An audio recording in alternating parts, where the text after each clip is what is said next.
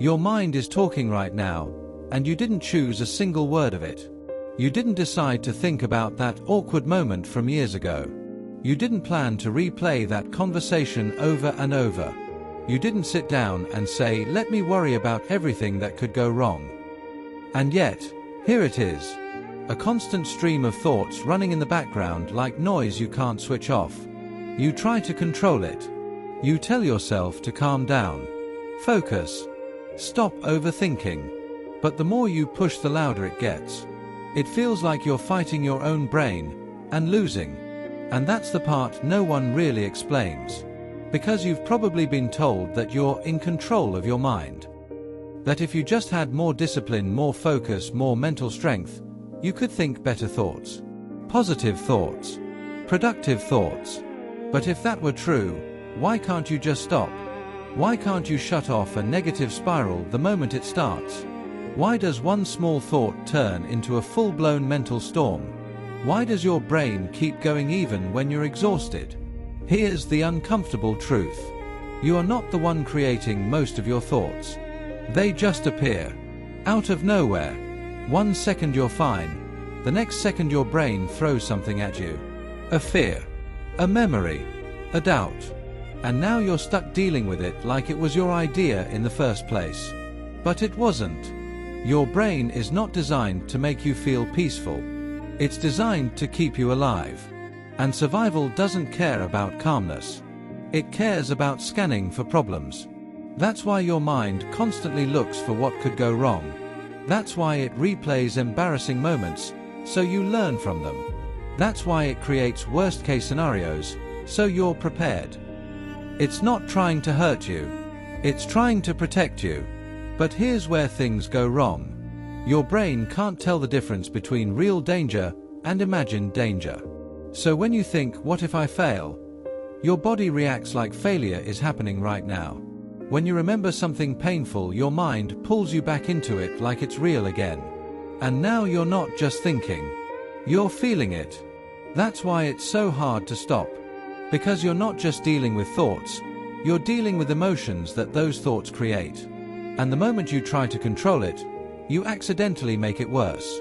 Think about this. If I tell you right now, don't think about a black dot. What just happened? You thought about it. That's exactly how your mind works. The more you try to force a thought away, the more attention you give it. And attention is fuel. So the thought grows stronger, louder, more persistent. This is why just stop overthinking never works. Because you're using the same system that creates thoughts to try and stop thoughts. It's like trying to calm fire by adding more fire. So what actually works? It starts with a shift that feels small, but changes everything. You stop trying to control your thoughts, and you start noticing them instead. There's a big difference. Right now, most of the time you're inside your thoughts. You believe them. You follow them. One thought leads to another, and suddenly you're 10 steps deep into a story that isn't even real. But when you step back and just observe, something changes.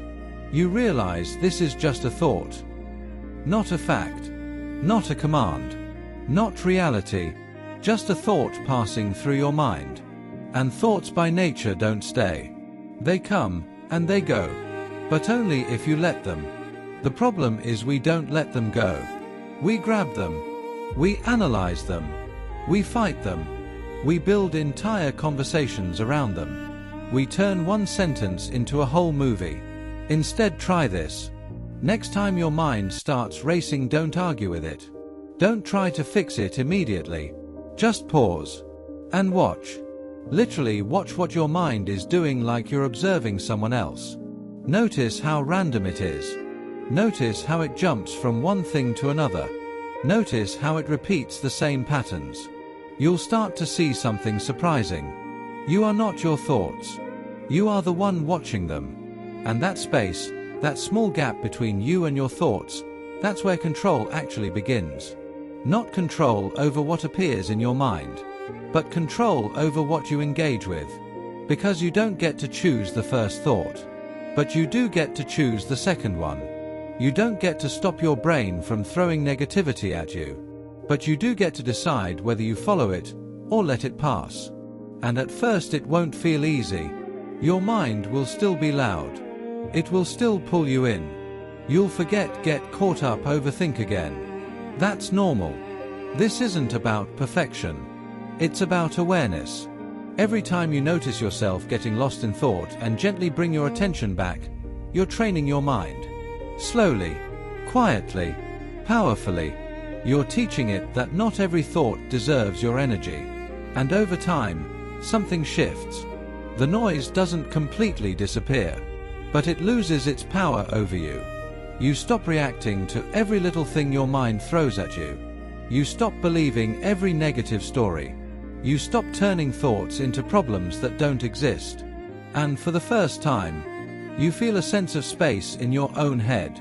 Not silence, but freedom. Because the goal was never to control your thoughts. The goal was to stop letting them control you.